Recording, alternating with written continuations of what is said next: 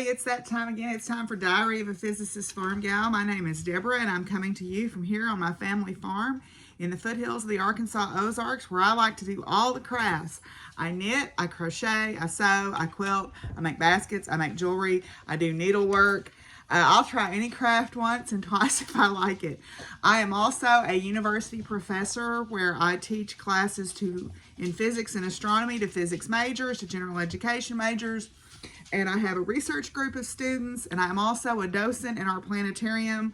At least I will be once we are able to meet in person again and have planetarium groups.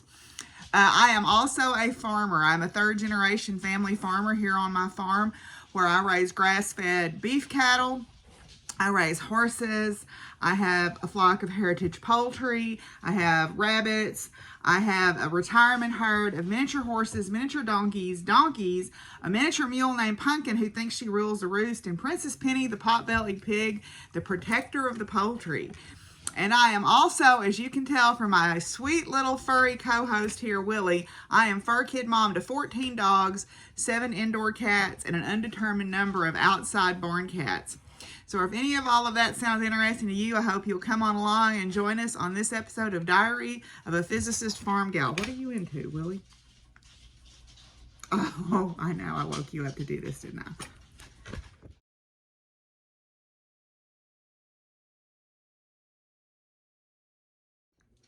Okay, so if you're looking for us on social media, there is a Ravelry group for the podcast, Diary of a Physicist Farm Gal. There is also a Facebook group for the podcast now that you can join as well. It's also called Diary of a Physicist Farm Gal Podcast. I have a farm Facebook page, Buckthorn Farms, which is the same as my YouTube channel name. And you can find me on Instagram and on Ravelry as Doc Firewoman. On the Ravelry group and on Instagram and Facebook, I do giveaways from time to time. In fact, I'm going to talk about one that I've got coming up this weekend. And I also post articles. There are albums where you can post your work and things like that. So you can find us all there. I do use hashtags on Instagram for my Makelongs, and those I talked about in last time's episode. They will be in the description box below if you want to join in the Makelong fun. You can use those on Instagram or on Facebook in the Facebook group, or you can go to the Ravelry pages and find information about the Makelongs. What are you into? You don't need that. That's a pecan shell. Okay, can't eat a pecan shell. Just quickly to talk about my Makelongs. I have the No Shame Mal, which is if you want to start a new craft, it doesn't matter how many projects you've got going. Sometimes you just need to start something new to get motivated and inspired again. And I'm certainly an advocate for doing that, as you'll see. Also the Farmgal Mal, any craft, I don't care what it is. It can be baking, it can be sewing, it can be jewelry making, I don't care. Use the Farmgal Mal hashtag, so the Farmgal Makealong. And then also, last but not least, we do have, what's our other one? I thought I had 3. Oh, the Pandemic Sal, the Pandemic Stitchalong. We are stitching the Long Dog Samplers Pandemic pattern, and we are doing a stitch-along for that through my Facebook group and also on Instagram. That is DPF PanSal is the hashtag for that. So you can find all of those hashtags in the description box below, so I hope you'll join in on those. I am also on Twitter, but I am a fairly socially liberal Democrat, and let me tell you, I've had some... I ain't even gonna go there, y'all. I ain't even going there. We almost had a coup, and that's all I'm gonna say. And I'm sorry, but no. Anyway, we're not going there because those weren't my people. I don't care if they sound like me, and some of them are from here. Those are not my people. So anyway, you can join me on Twitter if you want to, but I'm not super active on Twitter except to retweet stuff that I agree with. So, yeah, so that's all of our social media for right now. We do have a Zoom group for the podcast. I'll also put that information down, and we will be doing a Zoom thing that I'm going to talk about in just a little bit this weekend, and also one coming up in February. So let me let this dog out because she wants to go out, and we'll talk about that. Okay, so a couple of things that I wanted to talk about that are coming up. This weekend, I have a pattern I'm going to give away. It's a little, I didn't bring it in here with me, but it's a little cross stitch pattern. And I'll try to remember to overlay a picture of it right here where you can see it. This weekend, starting Friday at noon until Monday at noon of next week, we're doing the first Diary of a Physicist Farmgal Stitch In. So instead of a sit in, it's a stitch in. So stay in and stitch, or stay home and stitch, or whatever you want to call it. So all your needlework stuff that you work on this weekend, we're doing a stitch in. So I will put the hashtag for that here. It's going to be DPF Jan Stitch In. Okay. So, and it'll probably be stitching like with, we say it in the South, with the G cut off and apostrophe.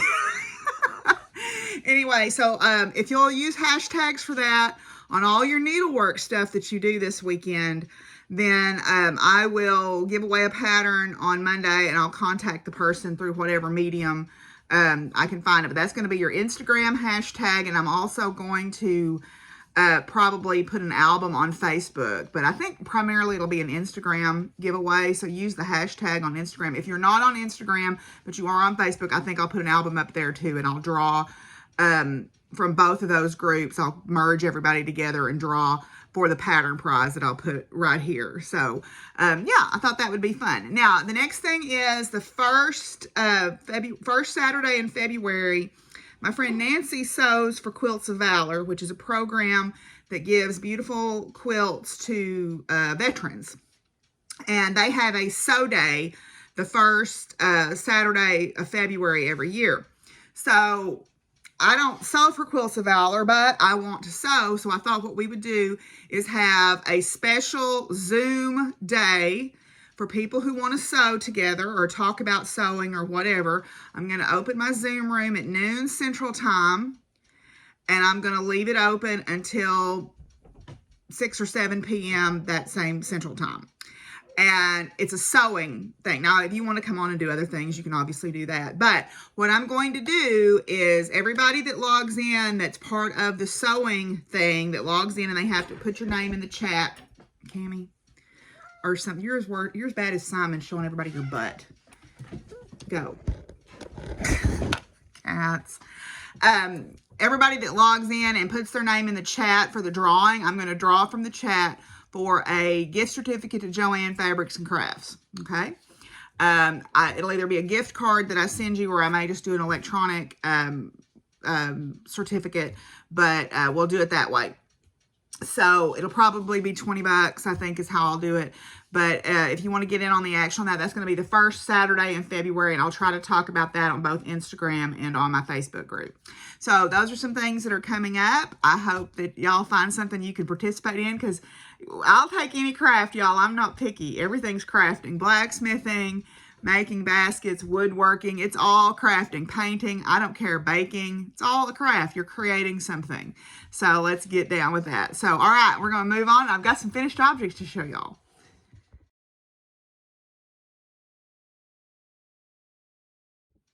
Okay, I do have finished objects to show you guys today. We will start with the fibery finished objects, and then we'll talk about some sewing finished objects, and I even have a stitching fully finished object to show you guys. So my first fibery finished object is I finished my hoarfrost cowl. Yay, my hoarfrost cowl. This is a cowl pattern by Maria from the Ninja Chickens podcast. And it is a beautiful color work. It is very adjustable. You can make it longer. You can make it with a hood sort of setup where you can put it up over your head with short rows. I just made the straight basic cowl here. I figured this was a good way to practice for doing color work on a sweater, because this cowl is about as big as a sweater yoke would be if you stretched it out. Bob Barker had to get in on the action, I guess. So I figured this was good practice. I did get better, I noticed. My stitches down here are not so hot, but as I got up in here, this was the last part of it, I noticed I got better. I learned a lot about my knitting habits, I guess, for lack of a better word, or my knitting style from doing this cowl. This yarn is Chicken Coop Dye Works. It is a superwash, but it has neps in it, or nubbies. It's Tweety yarn. The red is a color called poinsettia, and the grayish blue is a color called ice and snow. And she is a dyer out of Texas and a fellow farm her. So if you want to support her, that would be just Jim Dandy. But this is a pattern by Maria. It's called the Hoarfrost Cowl, and I am very pleased with how it turned out. So it's going to be a beautiful accessory to wear when in the after times when we are able to go places again. I'm looking forward to that. And I will say, I'm not embarrassed. I think my floats look pretty all right, y'all. There's no long floats on this, so it makes it easy to look good. I'm pretty happy with that. I'll take it. All right. My next finished object is also a pattern by Maria. This is the Fleece Flight Shawl. The Fleece Flight Shawl is a shawl designed to showcase rare breed yarns, and I have completed it. It is a big cozy shawl. I did make one mistake. This triangle is supposed to be turned the other way, but oh well, it doesn't matter. But anyway, so this is my Fleece Flight Shawl, and it showcases several rare breeds, 5 of which were in the Shave 'em to Save 'em program. This is Clune Forest from Left Hand Wool Company. This is American Jacob, which is all the different colors spun together of the Jacob sheep from Havencroft Farms here in Arkansas. This is some more Clune Forest. This is, the blue is Caracool, and it's from, I think, Redgate Farm, and it was sold by Solitude Wool. The red is a Shetland blend, which was given to me as a gift.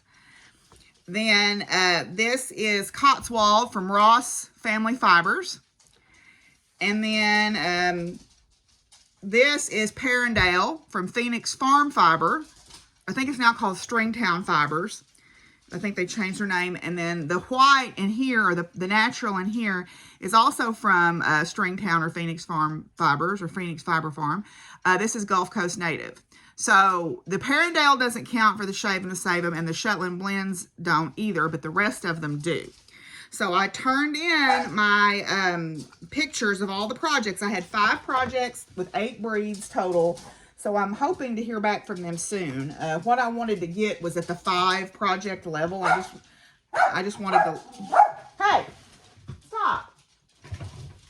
Mouth. He's always got to get the last word in. Okay, but anyway, I wanted the logo bag, so I haven't heard back yet, but I'm going to give them a couple more days to get back to me and see if they got my stuff. Okay, the last fibery whip that I have is I completed one of Zira from Love of the Dark podcast. I completed her autumnal equinox or Mabin cloth here. This is a dishcloth. It's just made out of, I think this was sugar and cream or peaches and cream, one of the two. And it's the scents, so it smells like chamomile. And this is her patterns for the different Sabbats throughout the year. This is the one for Mabin or the autumnal equinox. I think I'm going to have to go referee Teddy and one of the cats are having a disagreement in there.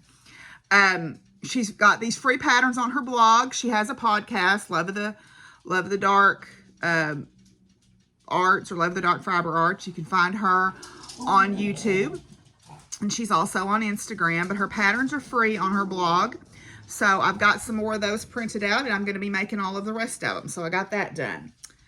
Okay, now let me go see what's going on in here about this disagreement where I'm overhearing. Okay, apparently Simon and Baxter have not been getting along, and I don't know what that's about. But anyway, so we'll hopefully get through that. But right now they're not getting along for whatever reason. Okay, so I have a cross stitch FFO. I have completed my little bell pull, and I've even got it on the hardware. So this bell pull I purchased in 2002 on the Isle of Skye, the last time I went to Scotland to visit friends. And the kit came with the pattern and the flosses, the fabric, and then the hardware, which if you look at these, they've got little Scottish thistles carved into them. Okay, So I dyed these with just some leftover dye that I happen to have after doing Flames leg boots. And then so I finished my stitching, and then I sewed the fabric on the back and turned these down and hand stitched them and made the little bell pull. So I do need to probably put something to hang it with, a braid or something like that here, but I'm very tickled to have that done. I just love how that turned out. This pattern is actually still available from Isle of Skye Crafts. You can still get the pattern, and the kit, I believe, is still available. So even though it's 19 years old, it's still out there. So I think that's pretty cool. So that is my stitching fully finished object. Now let's talk a little bit about some sewing. I don't know how many of you watched my video about making garments. I did finish some pajama pants, but I've worn them and they're in the laundry right now, so I'm not going to show those. But I have gotten my fabric and plan on making a video on how to do measuring. I think on Friday of this week, I will do a video on how to take your measurements correctly and what measurements I take, because I take more than just the basic, sort of the basic 3 or 4 measurements that you take. I take measurements like shoulder width and bicep, because I'm bigger up top, and so I want to make sure that I get those done too. Plus I also take like waist, from waist to hip, and length of leg, and my straddle. Like if I'm making pants, I take my straddle, which is like I measure from my belly button, from my waist to my waist, and around my crotch, basically, to make sure my pants have the right depth, which is not something they ever tell you to do on a regular pattern, but it was something my mom taught me how to do. Okay, but I'm going to do a video about that. If you're not interested in that, you can just skip over that. But I do have a few sewing finished objects to make, or to show. I used the leftover fleece from the blankets and things that I made at Christmas time to make some hand warmers. These are boo-boo bags. You can put them in the freezer, and if you get a bee sting or you get a burn, or, well, you really shouldn't put them on a burn probably, because I always like to put lukewarm or tepid water on a burn, because I don't want to drive the heat further in. But if you have, if you need a cold pack or something, these are good. Like if your eyes are tired, you can put them in the freezer, or you can pop them in the microwave for a minute or two and get them as hot. I put them in for a minute because they're filled with rice. Put them in for a minute to get kind of a warmth to touch, and then they make a good little heat pack. They're good to put on like your neck if your neck's sore or something. These are filled with rice. I just made little pockets, and then I top stitched them closed after I filled them with rice. And I just used all my extra little fleece scraps. I think I've got about a dozen of these made up or so. They're good little gifts to put in somebody, like a little care package or something for somebody. So I've got these.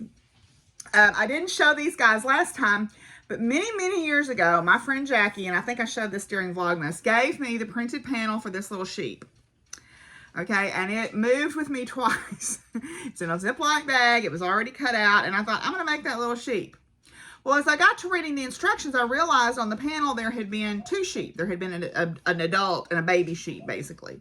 And I kind of felt sorry.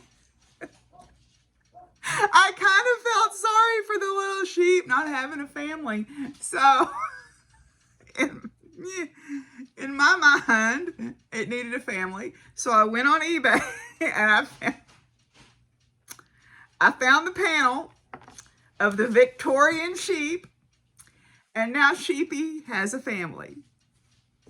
Yay. Sheepy's not alone anymore. I'm not sure what that says about me, but there you go. So Sheepy has a family. Now, someone also gave me a panel recently of a calf, little Holstein calf. Well, guess what? Holstein calf had a mama cow. So, of course, I had to go find the panel of that. And so when I get around to it, Holstein Caffey will have a family. Anyway, so there's my sheep family. These were a pattern from VIP. They were the Victorian sheep. And they're a vintage panel now, because this was back in my graduate school days. So that's been a minute. But at any rate, here they are. Sheepy's got a family. Yay! Oh, me. I don't know what that says about me. I'm sure it says something, and I'm not all that sure it's good. But whatever, who cares? I'm happy. Okay, the last thing that I will show in sewing today is I have finished up, for the most part, this fall wall hanging. I've got to sew down the leaves. A couple of them came loose because they didn't stick very good. But I have finished this fall panel. I have quilted around all the sections of it, and then I added these applique leaves. I had bought these a bajillion years ago. They were in my crafting stash, and I thought, I'm going to use those. They do have iron-on adhesive on them, but it seems, because it's old, it doesn't seem to be sticking very well. So I'm going to go in and hand tack those down. But for the most part, that is done. This is another little printed panel. It also has another little wall hanging that goes with it that I'm not quite finished with. But I'm going to sew little cafe rings on the back of this to hang it on the wall. And then the other little panel actually is more like a bell pull, and you turn a flap down to put a rod through it. So anyway, so that is pretty well done also. So that's gonna go, and the sheepies and everything are gonna go in the pile of fun for the fair. So I believe that's all my finished objects, and now we're gonna move on and talk about works in progress.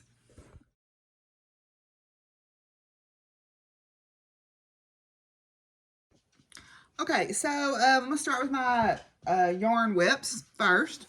So in my Pea Pods threads bag that Vanessa gave me, I have the crochet project that I talked about last time. It is a pattern by C.J. Brady, and I picked out, the one that I picked out is called, I think, Be Like a Sunflower. I'll find the front page here if I can get this flipped around here. Yeah, Be Like a Sunflower. It's not in color, unfortunately, but it is a one skein crocheted shawl by C.J. Brady. And it is, like I said, a one skein wonder. I am knitting this with Woolberry Fiber Company. I believe this is called Golden Pineapple. It's the Simple Sock by Woolberry Fiber Company. And I've just got a little bit of a start on it. Oops, try not to pull my hook out. And this is as far as I got. I'm just started the increases. So her patterns are very intuitive. They're a pleasant crochet. Once you've done a couple of repeats, you kind of get in a rhythm, and it's not hard to figure out what to do. So, and then my little charm is Year of the Ox by Charmed and Dangerous. So this is as far as I've gotten on this so far. I just started it a couple of days ago, or yesterday, I think. Okay, so that's my crochet project that like I said, I like to have a crochet project going. All right, in my April 9 Designs Halloween Kitties bag is my Halloween sock that y'all been seeing me drag around, but I actually pulled it out and got some work done. This is the Twizzler Socks by Becca Sanders. This is a free pattern on Ravelry. And yeah, very straightforward. It's as close to a vanilla sock without being a vanilla sock as it can be. I'm stitching this in Andromeda sock yarn. This is a colorway called Witching Hour. And this, I did get some work done on it. The last time you saw them, I just put about 2 inches on it. The last time you saw it, it was down there. So I did put enough on it that I'm past my heel turn. I'm going to be doing an afterthought heel on these. So I'm past my heel turn and am working on going up the leg now. And I do like a longer sock. So what I'll do is I'll make my leg about as long as, like, I can take this and fold it up, and that'll be about as long as I want my leg. So I do like a bit of a longer sock. I know a lot of people like the shorties, but I wear boots most of the time. Some form of boot most of the time. And I need that to come up on my calf, basically. So I do like a longer sock. So that is my little sock project. Let's see. I guess the next one that I will show in this beautiful bag by Grenade Creations, Kirsty of Grenade Creations podcast. I finally am working on a sweater. I am working on the Flax by Tin Can Knits, which is a pattern that's well known to most everyone that has ever made anything. So there's the Flax. I am knitting the XL according to my measurements. And I'm knitting this in Wool of the Andes in a colorway called Mineral Heather. And when you look at it up close, there's like flecks of fuchsia and turquoise and purple in that yarn. So it is a really pretty yarn in the light. I am working on the raglan increases right now. Trying not to pull this off my needles. I'm working on the raglan increases. It's top down, so that's as far as I've gotten. You can kind of see there. I don't know the best way to show this, but you can see there. And then my little Yeti is Charmed and Dangerous. So I'm working on the raglan increases. I think I'm on the 8th round of 22, I think I need to do for this. But this yarn is really beautiful when you look at it up close. And it's a nice choice for this. I don't mind the more rusticy wools myself. I guess because I'm a farm gal, I don't mind that. So, but anyway, that is my sweater project. Put that up. Put that in there. And then, last but not least, I started in another April 9 Designs bag here back in the summer. Some of my friends had made me aware of the Louis Boria Brooklyn Boy Knits shawl, the Masalo shawl. And I thought it was really beautiful. And I bought a kit for it, but I just never started it. So I decided I would start it this weekend. I am just barely started on it, but I am into my 3rd color here. It is a beautiful design. It's very easy once you get in the rhythm of it. It took me a minute to get started on this because I was yarning over the wrong direction and it was slipping off. But there you go. So there's where I'm at. The kit that I bought came from my friend Kim's yarn shop that she works at. It's called Around the Table Yarns. If I can grab all of these, I'll try to show them. I bought this kit because it reminds me of Sunset. So there's 3 of the colors. Let me see if I can get the other 3. There's 2 more. And then purple. Okay. Yarn management issues. Well, I dropped one. But anyway, so there's that one, and then the one that I dropped and it's rolled away, so I'll get it in a minute. But it reminds me of Sunset. So I'm really pleased with where I'm at. I'm working with these 2 colors right now. And then I think the next one I'm putting in will be this set, and then you'll drop that one and do these 2, and then you'll drop that one and you'll get the one that rolled away. Where'd it go? Oh, I can't reach it. Anyway, it's a pink. Anyway, so those are my 5 re-whips. I'm going to pause this so I can get my yarn before Fizzy grabs it and runs away with it. Okay, so in stitching whips, I'll show you what I've got going that I'm the most active on. This is a Skinny Laminx bag that June sent me when we did our bag swap last year. In this, I have the Lindy Stitches Funky Menagerie Stitchalong. This is a 4-month Stitchalong, I believe, and it releases on the 31st of each month.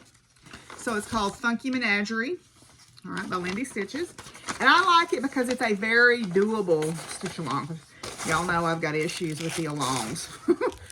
I'm mostly doing this in the called for colors. I'm not done yet because I haven't really worked on it a lot. I could sit down in a night or 2 and finish this month's clue. That's where I'm at. I'm stitching this mostly in the called for colors on Be Stitch Me 28 count Jobelin, and I'm doing it over 2. I'm doing 2 over 2.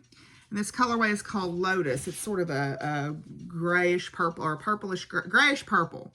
All right, and so far that's where I'm at. Just little funky animals, and I like that it's a very sweet, straightforward stitch, unlike some of the other things that I have going right now, which you will see now. Okay, so in my podcast group, we decided we would do Pandemic. Pandemic is a huge sampler by Long Dog Samplers.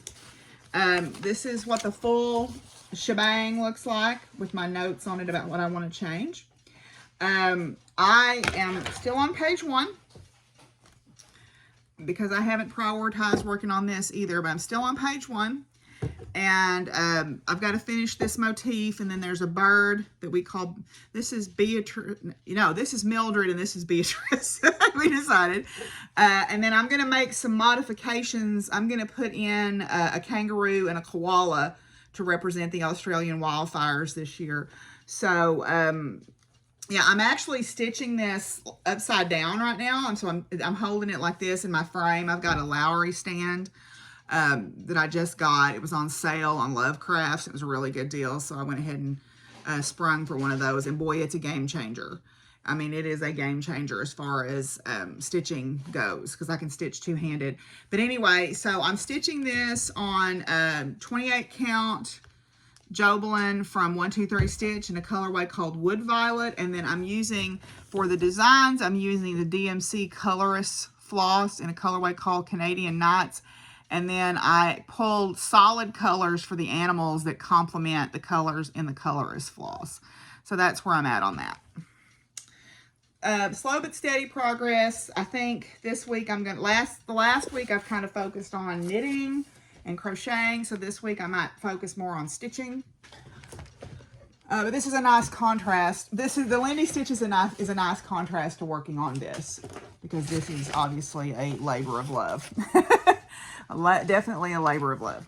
All right, so then I also picked back up my Animal Almanac Sal by Frosted Pumpkin Stitchery. This is in a April 9 Designs bag. Animal Almanac is it was a month-long stitch-along, and each month the animal had kind of a theme to it. And I had put it down after June, so I finished July. So this is Scoops, the ice cream dog, there. And yeah, I stitched this in the Call for colors because I got a kit. So I need to get to work. I've only got 5 more to go. And then they showed a finish on this where it looked like a bell pull, like a giant bell pull, or one of those old wall calendars that you used to get. And that's probably how I'm going to finish it. So I've got 5 more months to go, so you can get a sense of how big it'll be. I'm over halfway now. So 5 more months to go, and we'll get that put up. But I'm pretty excited to have gotten. I feel inclined to work on this, so that's a good sign. I have to be kind of in the mood to work on stuff, or in the mood, like I've got my catch-all room I need to straighten up. I actually kind of feel like I want to work on that, so that's probably a good sign, huh?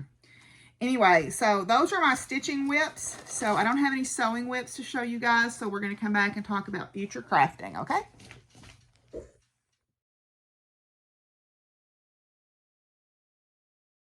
Okay, so for future crafting, I'm going to show you a couple of things, and one of these has kind of already been started, and then I ripped it back. I'm going to start it again, and one of them I just cast on, and then I put it down and haven't picked it up in a while. First thing I will show you, though, is a stitching work in progress. This is a bag that I got at my local needle workshop, a Stitcher's Garden, and in this is my space sampler. I want to get started on this. I just feel the need to work on something different. And so no shame, right? No shame, Mal. So I want to get started on this. This is going to be stitched on black. I think this is 28 count. Let's see, 25 count Laguna. It's 126 by 126. And I can't remember if I was going to do this over 2 or over 1. I need to look. I can't remember. I'll look it up. So anyway, so this is the space sampler. It's got different things on it, like it's got it looks like a barred spiral galaxy and a comet, and that looks like some kind of a nebula and a telescope, and then that looks like maybe Sputnik and this International Space Station, moon phases, the aurora, solar eclipse, space shuttle, one of the Mars rovers, Big Dipper, moon footprint. That looks like the Milky Way. Did I get everybody? Oh, and that I think that's the moon, Apollo 11 on the moon. So I want to do that. I can't remember if I decided to do that over 2 or over 1. I need to look. But anyway, I want to get that done. I've got all the flosses and everything is ready to go on that. I just need to get started on it. So, yeah, just got to get started in that story of my life. Just got to get started. Just got to get started. Actually, it's got to get finished, right? But no shame now, right? No shame. You can start the things that bring you joy. Okay, so, yeah, got that start. Put that to the side here. Then, in stitching, I've got some more of Zira's patterns, okay? I printed out 3 more of the charts. Again, these are free on her blog, so I don't think I'm giving anything away. This is the Beltane cloth. And then this one is for Embalk, which is coming up on February 1st. And then this one is Litha, which is the summer solstice. So I'm going to just stitch those in some cotton. I just pulled some different colors out here of Dishy. I think I'll do the Embalk one in this color, Beltane, and then Litha in that color. So those are a very quick knit. They don't take hardly any time to knit. I'm knitting those just because sometimes you get nostalgic and you want to knit on straight needles. So I think I'm stitching these on 3s. So yeah. But anyway, so yeah, so I'm going to get those, you know, sometimes if I just need a brain break, that's a great project. All right, these other two are ones, this I had started, this bag is by Magpie Knits, Agatha out of Louisiana. And I had started this a long time ago, and then I put it down, and that was a mistake because I don't remember where I was at, and so I had to start all over. This is the Bowie Shawl by Linnea Ornstein. I believe this is a free pattern also. There's what it looks like. Okay. And I'm stitching this in Moontower Dye Works. This is a one-of-a-kind colorway that she had at East Texas Fiber Festival, and then this is You're a Lizard, Larry, the green. So I thought those would look really pretty together. So I'm gonna take another crack at that, I think. Take another swing at that pretty soon and see, because I think I just got confused about where I was at and I didn't keep up with where I was very well, and I think that was, I just need to not sit it down after I start it for a month or two and then come back and go, what was I doing again? In my scientist bag that Maria in Colorado sent me a couple years ago for Christmas, I have the Wibbly Wobbly Cowl, and the Wibbly Wobbly Cowl is also a free pattern on Ravelry, and I am knitting this in, I don't know where the tag is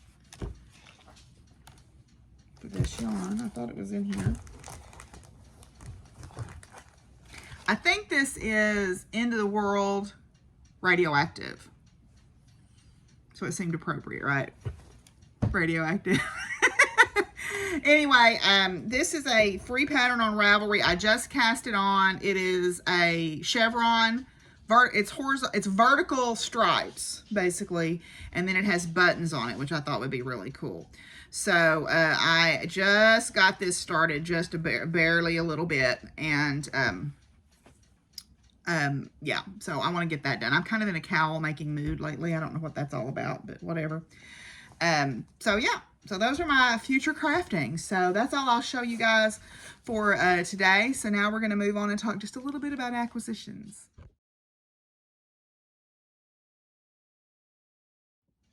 Okay, so acquisitions, I've got a couple of crafty ones and then a couple of books I wanted to share with you. The first one is, this is from Fiber Curio. This is Navajo Churro yarn. This is a Shave 'em to Save 'em yarn. This is, or no, this is not from Fiber Curio. I'm sorry. Or no, it is. Yeah, it is. I'm sorry, it is. They are a wholesaler for these different yarns. This is Navajo Churro, and this is approximately a DK. This is pale silver. There's 214 yards here. It is a Shave 'em to Save 'em qualifier. I've got my stamp in my passport book already. This is a very rusticy wool. This is not something I would want to wear right next to my skin, but for a scarf or a cowl or a hat, it would be perfect. So, yeah, so I'm going to look for a pattern for that. I think that silvery gray is just really a beautiful color, and that's the natural color of their fleece. I think they come in different colors, but this is one of the colors of their fleece. I think they also come in a dark gray. I signed up for Fortnite Fibers. I think it's their Subtle Samplers Club. Yeah, Subtle Samplers. And because I wanted some, I get the brights from Stitch Me, and I wanted something a little more muted to do some stuff on.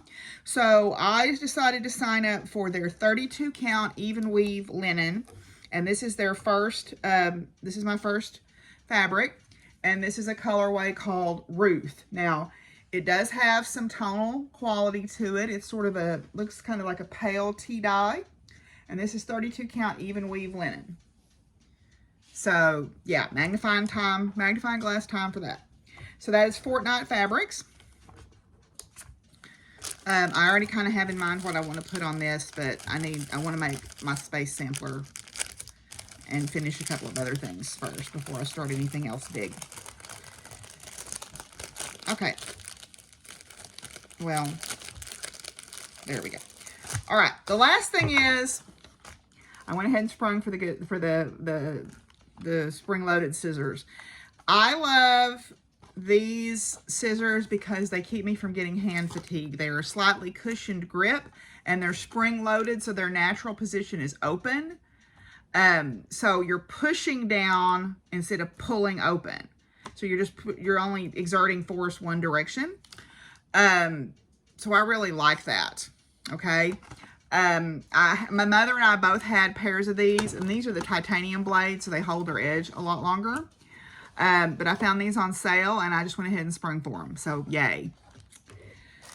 Oh, I guess I could show you. Well, Cammie's laying on my fabric. Let me see if I can persuade her to move without too much grumbling. Can I get there, please? Excuse me. Can I get there? No, come on. Cammie.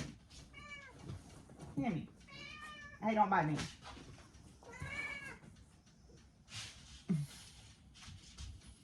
Grumpy. Okay. No? Okay. Cammie says you can't see the fabric. We'll see it next time. Okay. Anyway, the two books that I want to share with you. The first one I got is Foraging the Ozarks. I'd seen this advertised in a Foraging in Arkansas group that I'm in, and I saw some of the dialogue that the author was providing, and I think this is going to be a really good investment. He had it on sale before Christmas, so I ordered myself a copy. And what I love about it is it has really beautiful pictures and really good color pictures. And then also it's got a lot of information in there. It talks about like the habitat and the range, what parts are edible, what parts you can use it for other things. So as you guys remember back in the spring, I got really heavy into foraging on my property. And so, of course, you want to be ethical about your foraging. You don't want to take all of something. But anyway, I thought this was a really good book. And the other thing that I like too, because I am a science geek, is he's got a ruler on the back side so you can measure your leaf shape. So this is Foraging the Ozarks by Falcon Guides, but I believe you can order it directly from the author, who is Bo Brown. So if you look up Foraging the Ozarks Bo Brown and you contact him directly, I believe you can purchase it directly from him. So yeah, I'm very excited to dig into this more because it's got just a ton of beautiful pictures and good information in it. And I'm excited to get to know what's out there more, right? Use what you got. Use what you got. Now, this last book, I could do a whole segment just on it. This was a gift from Antonia, and it is the most beautiful book I think I've ever seen in my life. It's called The Lost Words.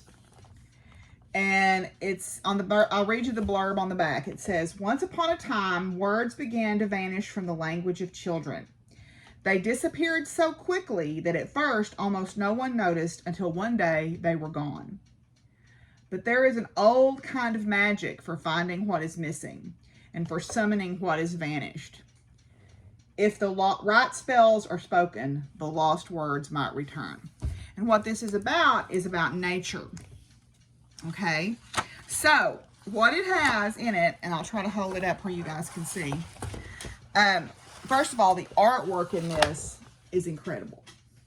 Okay, these look like watercolors. They're just amazing artwork. And then what it does is it's sort of an alphabet book, and it goes through and it creates a poem out of the first letter of each word, each line begins with a letter from each word. So like bluebell is spelled vertically down the page, and then there's a poem about bluebells. Okay, and then, oh, this is my favorite picture, I think, in the whole book. There's just so much there. When you first look at it, yeah, you see the rabbit and the seagull, but then you look deeper and you see so much more.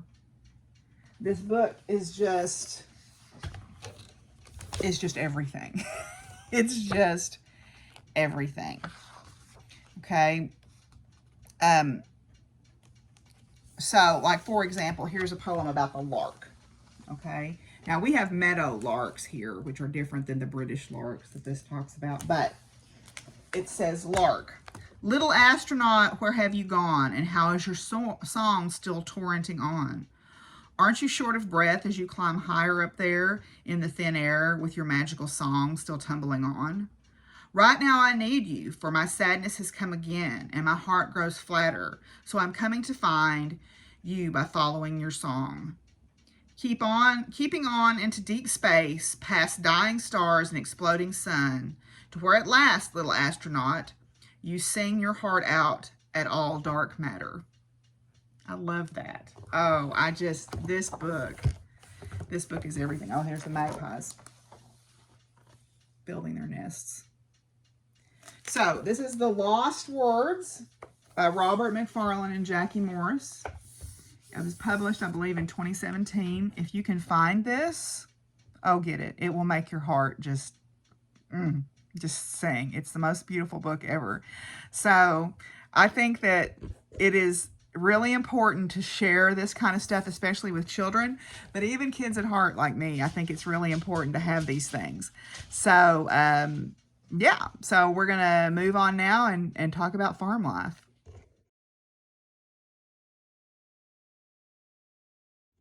No, we're really going to talk about science or professor life, I guess I could call this segment. We start classes tomorrow.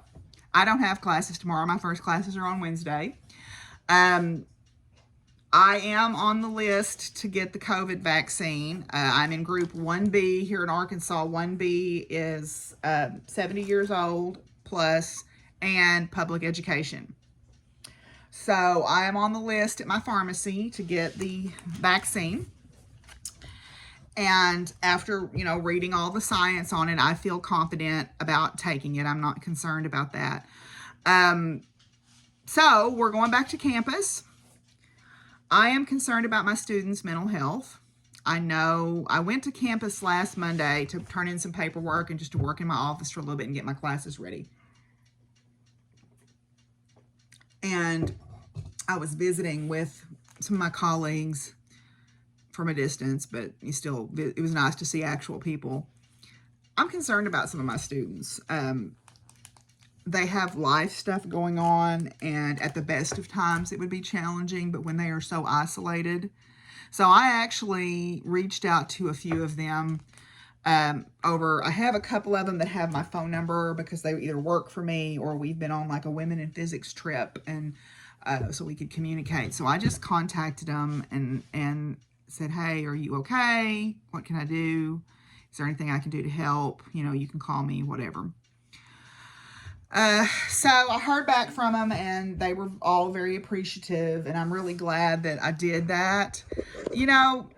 I take some flack for doing that sometimes from some of the older professors, but I think as I'm becoming the older professor in the department, I think that's a good model to go by. I don't think there's anything wrong with caring about these students and making sure that they're okay.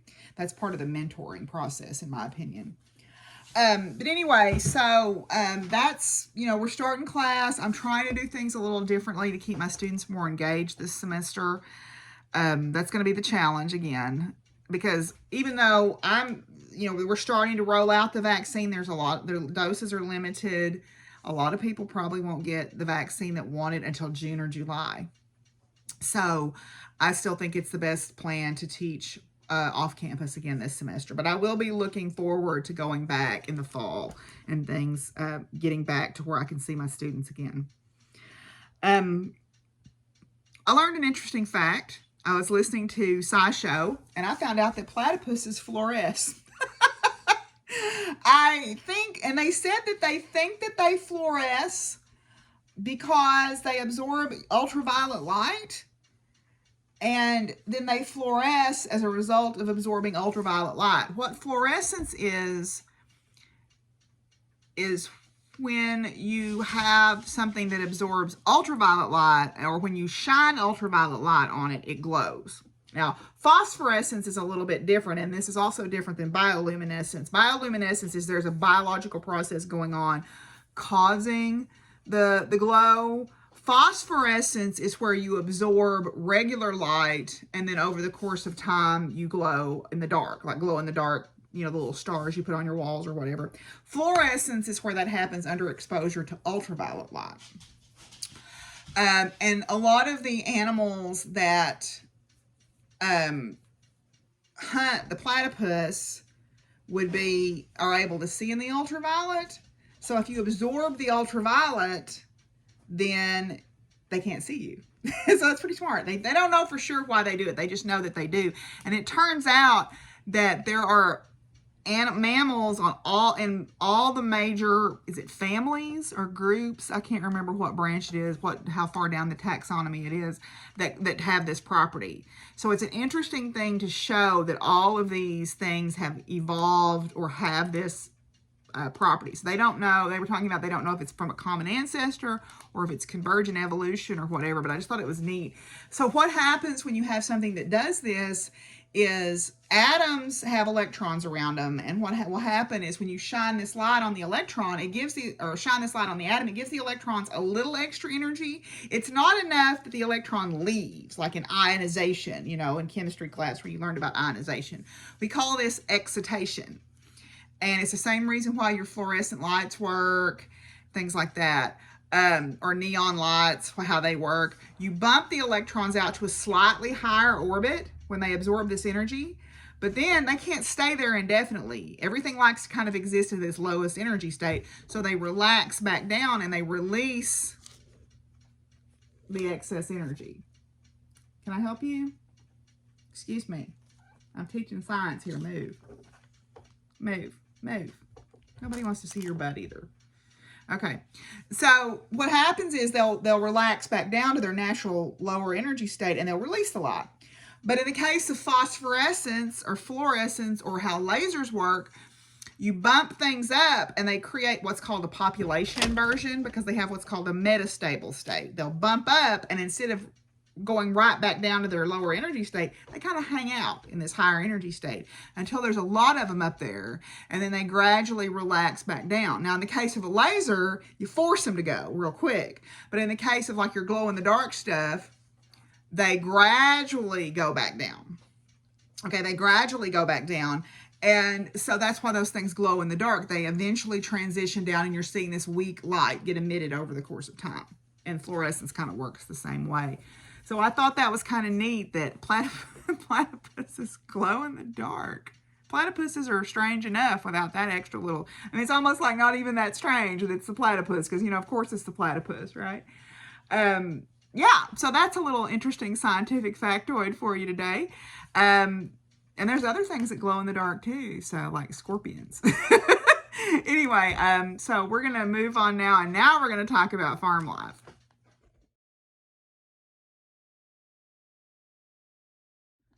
Okay, so here on the farm, it's cold. It's at least not muddy right now.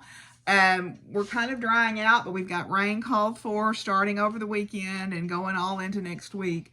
So we're just kind of getting along. I've got to prune some fruit trees. I checked the signs, and I need to prune some for growth and some for not growth, because I've got some that had some fungal diseases. My quince got a fungal infection, so I'm going to spray and prune, I think Wednesday probably. Try to get that done. And then haven't had any more baby calves yet. My horses are still at home, but I'm going to take Bo and Flame back probably toward the end of this week and get them back over at Marianne so we can start getting them back in shape for show season. I've got my seeds kind of lined out. I do need to order a few flower seeds for this year, but I don't need to really order any vegetable seeds. I still have plenty left over. And so far the stove is still working, knock on wood, and the refrigerator is still working, knock on wood. Although my car, I had my neighbor put the alternator on it, and now it's making a different noise, and I'm a little paranoid about what it is. So he's supposed to come look at it and see if he can figure out. I hope it's not the oil pump. I mean, if it is, we'll get one and we'll fix it, but whatever, you know, it's just part of it. But yeah, so what I wanted to show you guys is two things. I made a little video of me making some muffins that I thought y'all might enjoy seeing, so I'm going to put that in at the end of this segment. But the other thing that I wanted to show you is some boxes that I'm going to put up, some nesting boxes and roosting boxes that I'm going to put up. The first thing is I got a mason bee nest. This was from Stark Brothers. They sell fruit trees, and this is for mason bees. And mason bees don't hive up. They don't form big colonies like honeybees do. But they like to drill into the wood or whatever and make their nests. So this is a mason bee nest that they can hang out in. But they are good pollinators. And, you know, it helps the bees. So if it helps the bees, it helps us ultimately. Now, I also bought some bird boxes and some bat boxes. Now, I have little wrens in my yard, so I got a couple of these little wren houses. They like the little small holes. The wrens are the ones that they'll make their nests in like your flower pots and in your boots and in your, just wherever they can find a hidey hole. I had one make a nest in my front door wreath one time, or in my hanging baskets. So I've seen some little wrens out in the yard. We get Carolina wrens here, mostly here in the springtime. In the wintertime, we get other types, but in the nesting season, we get Carolina wrens. So I bought a couple of these little wren boxes from my co-op. But what I want to do is I want to stain this so it's a little bit more durable against the weather. This is just pine, soft pine. So I want to go ahead and stain this. And I may put I don't want to put polyurethane on it because I don't want it. I want it to be able to breathe for the babies. So I got a couple of these. Then I got one from Stark Brothers, and this came from my co-op, but one of these came from Stark Brothers, and one I bought at the co-op. I bought a couple of bat boxes. We have little brown bats here, which are arboreal bats. They don't nest in caves. They like trees. And every night, once the weather starts getting warm, I can see little brown bats swirling around out there catching bugs off my big night light that's out there. So I got a couple of these. They've got slats in them, and then the little bats just crawl up in there. And these are, they've got slots cut in them, so there's some grip to them. I got a couple of these. I got this from the co-op, and then I got another one from Stark Brothers.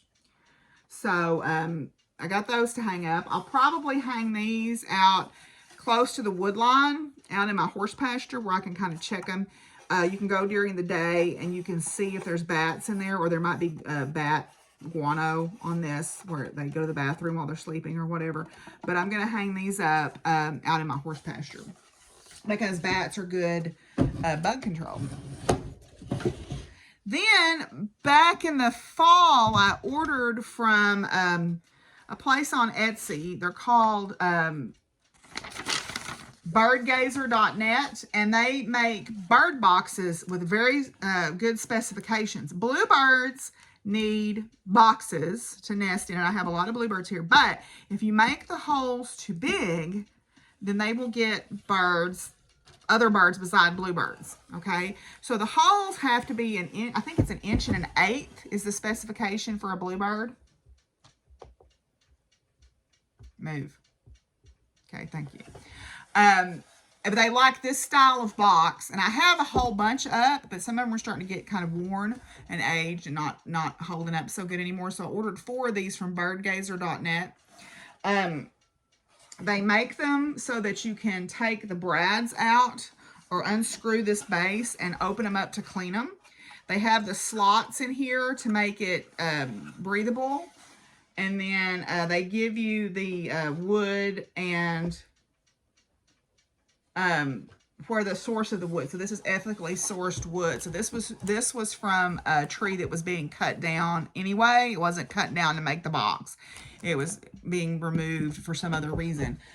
So they give you the hanging hardware and everything. So I ordered 4 of these to put up, but I want to put this might hold up a little bit better, but like these pine ones that are real soft, I think I'm going to put a coat of stain on those before I hang them up. And I want to stain them and let them sit outside so the smell goes away in time for nesting season. So I need to get a coat of stain and put on these just so they'll last a little bit longer. These also have little vent holes up here for the little birds in them too. So that's birdgazer.net. I think I found them on Etsy.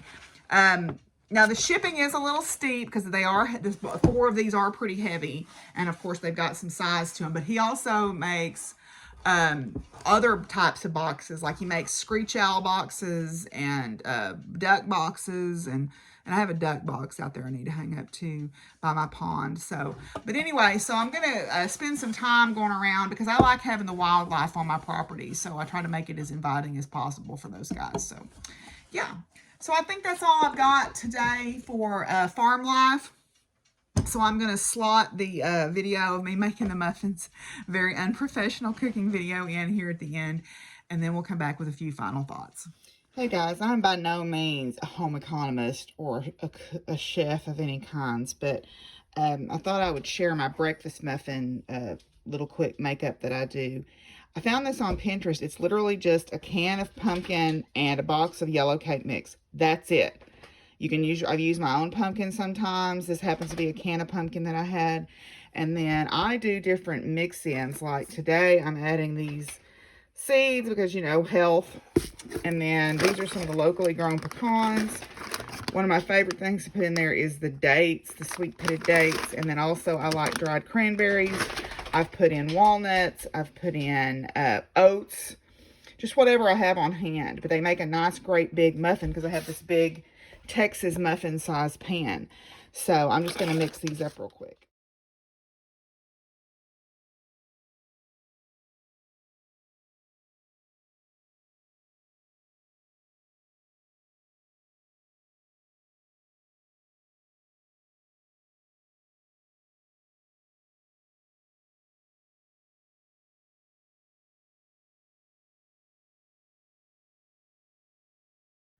Okay, so I've got my muffin pans filled in a method that is best described as haphazard, I think. I just kind of put some in there. I don't mound it up in there too much. I just kind of fill them up. This one's got a little more in it than this one. Who cares? Anyway, I'm going to put these in a 350-degree oven until they test for doneness. I usually bake them for about 20 minutes and then check them in my oven. Your time may vary, your mileage may vary depending upon your particular oven. But yeah, so I'm going to put these in a 350-degree oven and let them cook until they're done. And I'm actually going to try to work on some class stuff because, you know, procrastination is key when you're starting a new semester. Okay, there we go. They're all done. I'm going to let them cool a little while and then I'm going to enjoy one for breakfast.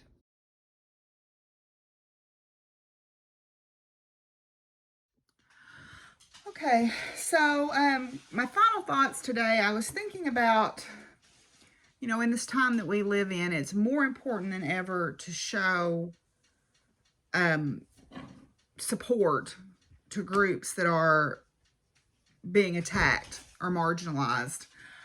And y'all know how I feel about that already, and I've talked about that a lot on here, but especially today since I'm recording on the day where we honor the life and memory of Dr. King, I think it's important to talk about how we do this. You know, we don't want to be performative in our support. We want to be truly supportive, and we're going to make mistakes as we do things, and we're going to learn hopefully from our mistakes. And you know, nobody likes to make mistakes. It's embarrassing and frustrating, but I mean, the only way you learn is by doing, and in doing, occasionally you're going to get it wrong. And just own it and move on and don't make an issue of it and try to learn from it and do better. And in whatever path you walk, there are people who like to brandish their pedigree, as it were. And I've done this. I mean, when I've felt backed into a corner at times, I'll say, well, I've studied with this person and I know this and I know that. And that's a defense mechanism in my case, because I feel like they're saying, well, you're not worthy of being in this group, or you're not worthy of being around, or you can't sit with us, or whatever. But beware of the people that all they do is talk about who they've studied with and they don't act. I try to be someone who does rather than says. I'm not always good at that, but I try to live my beliefs instead of just talk about them. And somebody posted this on Wild Woman Medicine website, and it was from a pagan group that I follow, and I thought it was really good. So I thought I would share it with you guys. It's a little bit long, so just bear with me. But I'm going to read it. I don't care how spiritual you are, how long you can melt in the sweat lodge, how many peyote and ayahuasca journeys that have blown your mind, and how many master plant dietists you've gone on, and how well you can hold crow pose. I don't care what planets fall in what houses on your birth chart, or how silent your meditation is. I don't care how many crystals you have, or how long you've gone without sugar or salt or spices or sex, or how vegan your diet is. I want to know how human you are. Can you sit at the feet of the dying despite the discomfort? Can you be with your grief or mine without trying to advise, fix, or maintain it? I want to know that you can show up at the table no matter how shiny, chakra aligned, or complete you are or not. Can you hold loving space for your beloveds in the depths of your own healing without trying to be big? It doesn't flatter me how many online healing trainings you have, or that you've lived in the desert or the forest or in a log cabin, or that you've mastered the art of Tantra. What turns me on is busy hands, planting roots.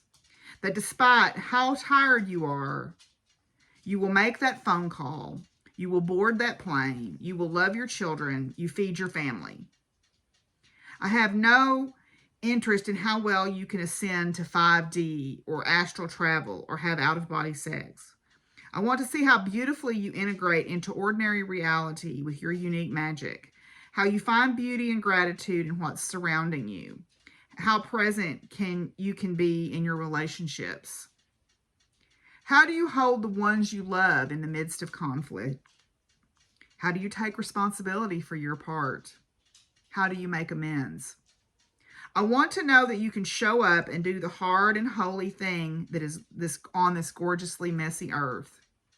I want to see that you can be sincere, grounded, and compassionate as equally as you are empowered, fiery, and magnetic.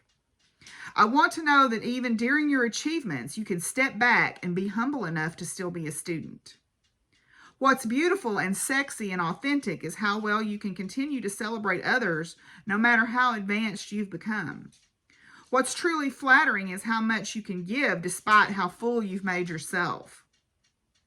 What's honestly valuable is how effing better of a human you can be in a world that is high off of spiritual materialism and jumping to the next escape for freedom.